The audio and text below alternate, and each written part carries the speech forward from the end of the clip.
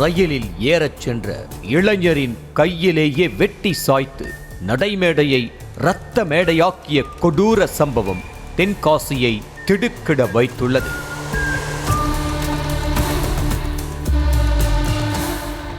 வாசுதேவநல்லூர் கிராமத்தைச் சேர்ந்த செல்வராஜ் என்ற இளைஞர் சென்னைக்கு செல்ல சங்கரன் கோவில் ரயில் நிலையத்தில் காத்து கொண்டிருந்தார். அப்போது பொதிகை எக்ஸ்பிரஸ் ரயில் சங்கரன் கோவில் ரயில் நிலையம் நோக்கி வர ரயிலில் ஏற முயன்ற செல்வராஜுக்கு கையிலேயே அரிவாள் வெட்டு விழுந்திருக்கிறது. கையில் வெட்டு பட்டு துடிதுடித்து கீழே விழுந்த செல்வராஜுக்கு மீண்டும் முகத்திலேயே வெட்டு விழ அங்கு நின்ற சக பயணிகள் தலை தெறிக்க ஓட்டம் பிடித்தனர். கண்ணிமைக்கும் நேரத்தில் அரிவாளால் வெட்டிய கண்ணன் என்ற நபர் முட்புதருக்குள் புகுந்து தப்பி ஓடிய நிலையில் சம்பவ இடத்திற்கு வந்த போலீசார் விசாரணையை தொடங்கினர்.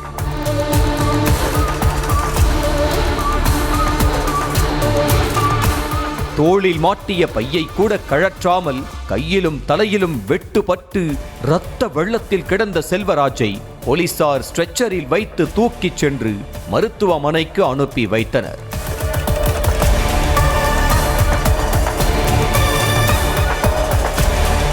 விசாரணையில் வாசுதேவநல்லூர் கிராமத்தைச் சேர்ந்த கண்ணன், செல்வராஜ் ஆகிய இருவரும் ஒரே பெண்ணை காதலித்து வந்தது தெரிய வந்தது. சென்னையில் வேலை செய்து வரும் அந்த பெண் கண்ணன், செல்வராஜ் என இருவரிடமும் ஒரே நேரத்தில் ரகசியமாக பேசி காதல் வளர்த்து வந்ததாக கூறப்படுகிறது. இந்த விவரம் புரியாமல் ஒரே பெண்ணுக்காக இரு இளைஞர்களும் சொந்தம் கொண்டாடி பகை வளர்த்து கொண்டது கடைசியில் இரத்த களரி வரை சென்றிருக்கிறது. சில நாட்களுக்கு முன்பு நண்பர்களுடன் எதேச்சியாக பேசிக் கொண்டிருந்த செல்வராஜ் சீக்கிரம் கண்ணனை தீர்த்து கட்டுவேன் என சபதம் எடுத்ததாக கூறப்படுகிறது.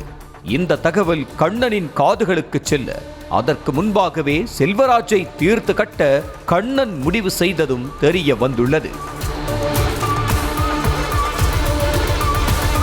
கடந்த சில மாதங்களாக செல்வராஜ் செல்லும் இடமெல்லாம் ஃபாலோ பண்ணியே சென்ற கண்ணன் கொலை செய்ய நேரம் பார்த்து திட்டம் தீட்டி வந்திருக்கிறான்.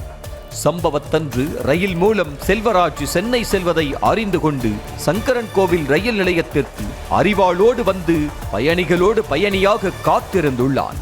சங்கரன் கோவில் ரயில் நிலையம் வழக்கமாகவே போதிய மின்விளக்குகள் இல்லாமல் இருள் சூழ்ந்திருக்கும் என்ற நிலையில் சந்தர்ப்பத்தை சாதகமாக பயன்படுத்திக் கொண்ட கண்ணன் செல்வராஜ் ரயிலில் ஏறும்போது கையிலேயே வெட்டி கீழே சாய்த்ததாக கூறப்படுகிறது. அதோடு சங்கரன் கோவில் ரயில் நிலையத்தில் சிசிடிவி கேமராக்களும் இல்லை என்ற நிலையில் அதுவே குற்றச் செயல்களுக்கும் வசதியாகி விடுவதாக குற்றச்சாட்டு முன்வைக்கப்படுகிறது.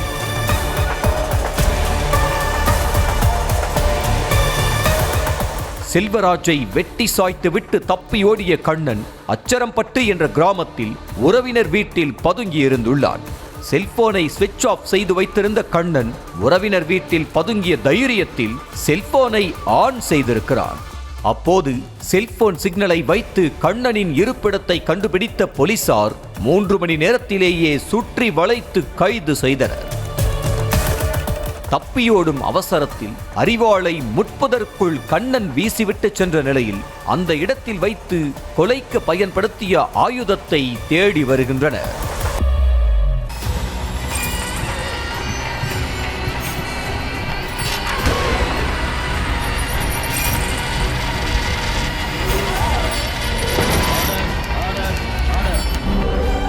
நிகழ்தகவு குற்றங்களின் மறுபரிமாணம். நாள்தோறும் இரவு 10 மணிக்கு இணைந்திருங்கள் நமது நியூஸ் தமிழ் தொலைக்காட்சியோடு.